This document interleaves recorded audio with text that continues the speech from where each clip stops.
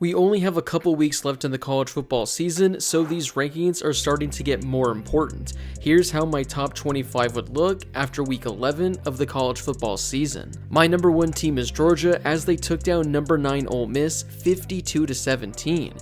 Now, this game actually looked like it'd be a close contest, as Ole Miss had this thing tied up at 14 in the second quarter, but Georgia dominated the rest of the way, and this one wasn't close at all. Carson Beck had nearly 350 yards of total offense with 2 touchdowns. Meanwhile, on the ground, the Bulldogs rushed for a combined 300 yards with 5 rushing scores. It was a slow start to the season for the reigning champs, but they're playing like one of the best teams in the entire country at the moment. Ohio State dominated this one from start to finish as they took down Michigan State by 35 points. The MVP of the day went to Marvin Harrison Jr. as he did it all on offense. He caught 7 passes for 150 yards with 2 receiving touchdowns. He also rushed in a touchdown for 20 yards as well. Meanwhile, on defense, the Buckeyes held Michigan State to only 3 points and fewer than 200 yards of total offense. Michigan finally played a ranked opponent and they beat Penn State by 9 points. Now, although they won by 9, this game wasn't really close unless, you watched the first quarter.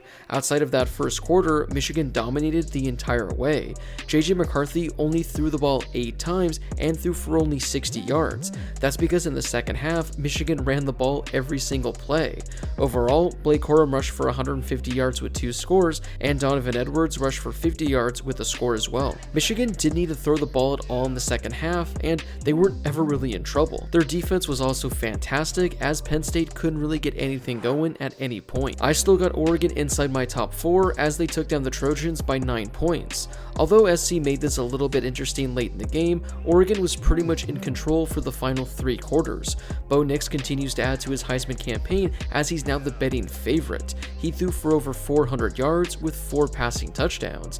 Meanwhile, on the ground, Bucky Irving rushed for 120 yards with a score while also adding 50 yards in the receiving game. I know that Oregon has a loss and a lot of people might think they should be behind a few teams on this list, but as of right now, I don't think there's a team in college football that would beat Oregon. It was looking like Washington was going to be on upset watch, but they took down number 18 Utah 35-28. Washington trailed at the half, but they held the Utes scoreless in the second half. Michael Penix Jr. threw for over 330 yards with 2 passing touchdowns. Meanwhile, on the ground, Dylan Johnson had another fantastic performance, rushing for over 100 yards with a rushing score. Things weren't looking good for the Washington defense in the first half, but like I mentioned, they held the Utes scoreless over the final 2 quarters. Speaking of potential upset watch, this game was a little too close for comfort for Florida State. This game was actually tied entering the half, and Florida State actually trailed midway through the third quarter. The Hurricanes made this a 1-score game with 8 minutes to go, but Florida State managed to hang on. Jordan Travis threw for just under 300 yards with a passing touchdown, while Trey Benson rushed for nearly 100 yards with 2 rushing scores. I know Florida State is one of a handful of teams that is still undefeated on the season, but I don't know, something about them has just been really underwhelming ever since that game against LSU at the beginning of the season. If they went out, I'm sure they're going to be a playoff team, but I don't think they would beat any of the teams ahead of them if they were to face off right now. Alabama is getting better and better every week as they took down Kentucky 49-21. Jalen Milroe continues to increase his Heisman chances as he had another phenomenal day for the Tide. He threw for 230 yards with 3 passing touchdowns while also adding 3 touchdowns on the ground as well. Ever since losing to Texas in week 2, Alabama has now won 8 consecutive games, and they've been arguably the best looking team in all of college football over the last 3 weeks as they dominated number 17 Tennessee, number 14 LSU, and this past weekend against Kentucky. Another week, another close Texas victory, this time as they beat TCU by only 3 points. It was looking like a pretty comfortable game for the Longhorns, but they were outscored by the Horned Frogs 20-3 in the fourth quarter. With 3.5 minutes left, TCU made this a 3-point game, but Texas was able to put it away. Quinn Ewers threw for over 300 yards with a passing touchdown and an interception. On the ground, Jonathan Brooks led the team with over 100 yards and 2 rushing scores. Issue is for Texas, Jonathan Brooks tore his ACL and he's going to be out for the rest of the season, so that is a massive hit for this Texas offense. Oregon State picked up one of their more dominating victories of the season as they defeated Stanford 62-17. DJ Uiagalelei threw for 240 yards with 2 passing touchdowns, while Damian Martinez had one of the best games of his entire career. He rushed for 150 yards, averaging 10 yards a carry, to go along with 4 rushing scores. Don't look now, but Oregon State is 2 wins away from playing in the Pac-12 title game this year. Louisville had a close game on Thursday night as they took down Virginia by only 7 points. The Cavaliers actually led in the fourth quarter 21-14, but the Cardinals managed to outscore them 17-3 the rest of the way. They were on upset watch and it wasn't a pretty win, but the Cardinals are now 9-1 on the season and their playoff hopes are somehow still alive. Before I get to the rest of my rankings, I'd like to share with you guys how you can win money during the college football season. I've partnered with Underdog Fantasy to bring you this amazing deal. If you download the Underdog app and use promo code Harris, they'll match your first deposit up to $500.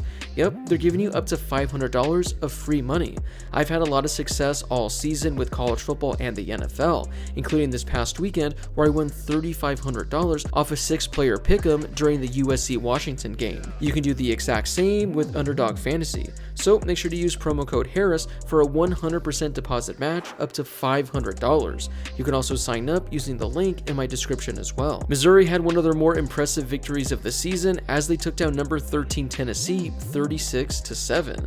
Early on, it was looking like this would be a close game, but the Tigers dominated the final 3 quarters. Brady Cook threw for just under 300 yards with a passing touchdown, but he wasn't the MVP of the day.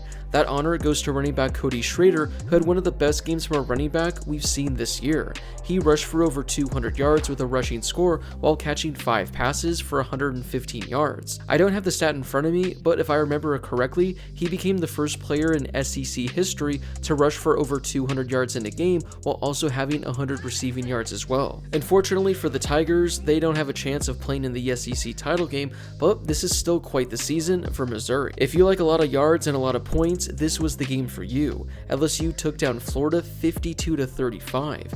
Jaden Daniels had one of the best games we've seen from a quarterback this season, and honestly, over the last couple of decades. He threw for just under 400 yards with 3 passing touchdowns while rushing for 235 yards and 2 scores. I know he's currently not the betting favorite to win the Heisman Trophy, but Jaden Daniels has been the best quarterback in all of college football this season. I know they have 3 losses, but man, if this season had the 12-team playoff, I think LSU could potentially do some damage. After losing 2 consecutive games, Oklahoma got back in the win column with a 40-point victory over West Virginia. Dylan Gabriel had the best game of his collegiate career as he threw for over 400 yards with 5 passing touchdowns while also adding 3 touchdowns on the ground with 50 rushing yards. Yep, you heard that right. Overall for the game, he finished with just under 500 total yards of offense and 8 total touchdowns. I know the last couple of weeks were really rough for Oklahoma, but they're still alive in the Big 12 title hunt. Another year, another Ole Miss loss when they play a really good team. They hung in there in the first quarter against Georgia, but the rest of the way, well, things just didn't go as planned. They fell to Georgia 52-17. Jackson Dart didn't have a great game, and he exited with an injury. Quinshon Judkins rushed for 75 yards and had 2 scores, and he was pretty much the Rebels' only offense of the night. James Madison moved to 10-0 on the season with their 38-point victory over UConn. Jordan McLeod continues his fantastic season as he threw for over 450 yards with 4 passing touchdowns. The defense was also fantastic for the Dukes as they held UConn to only 6 points for the entire game. Another week, another James Madison victory, and another week where I'm saying they need to be allowed to play in a bowl game. This one was a little close, but Arizona managed to pull it out as they escaped Colorado with a 3-point victory. Noah Fafita continues to impress as he threw for over 200 yards with 2 passing touchdowns. On the ground, Jonah Coleman rushed for under 200 yards as he averaged over 16 yards a carry. I know there's a lot of other Pac-12 teams that get a lot of hype, but Arizona has now won 4 consecutive games against some really good opponents. They're also still alive in the Pac-12 title discussion. This was a close one as Tulane took down Tulsa by 2 points, but a win is a win, and Tulane is now 9-1 on the season, and they're still alive to be the Group of 5 representative in a New Year's 6 bowl game. Michael Pratt threw for 200 yards with a passing touchdown, while running back Mekhi Hughes rushed for over 130 yards with a rushing score. Liberty moved to 10-0 on the season with their 28-point victory over Old Dominion. Caton Salter had another great day as he threw for 225 yards with 3 passing touchdowns. He also added 2 touchdowns on the ground, rushing for 40 yards as well. He provided pretty much all of the offense for Liberty. In their first season in Conference USA, Liberty has been arguably the most impressive team in all of college football as they're one of only a handful of undefeated teams remaining. season. It was a rough day for Tennessee as they lost by nearly 30 points to Missouri. Joe Milton did all he could as he threw for 270 yards and led the team with 40 yards on the ground. It's just that the defense couldn't stop Missouri at all, more specifically Cody Schrader. It's been a rough season for Tennessee as although they're 7-3, they dropped the 3 toughest games on their schedule. It looked like Utah was going to pull off the massive upset, but they ended up falling on the road to Washington by 7 points. Bryson Barnes threw for just under 300 yards with 2 passing touchdowns and led the team with 40 rushing yards.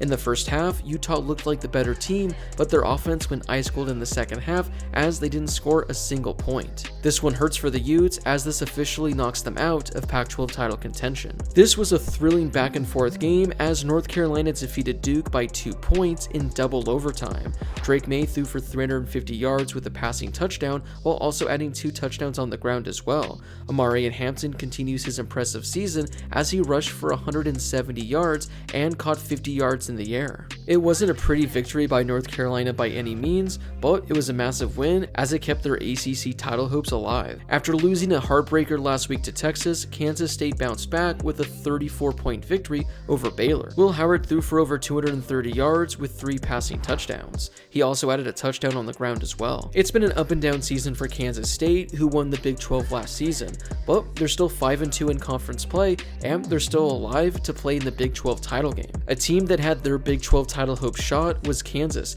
as they fell by 3 points to Texas Tech. This was an ugly game as Kansas had essentially no offense through the first 3 quarters, but they scored 13 points in the 4th quarter and tied things up, but lost on a heartbreaking game-winning field goal. Quarterback Jason Bean got hurt, so they were down to their 3rd-string quarterback. Still, the fact they managed to hang around and almost win this game was impressive, but like I said, their chances of reaching the Big 12 title game were officially shot this weekend. I can't believe I'm going to do this. I feel disgusting doing this, but I have Iowa entering my top 25.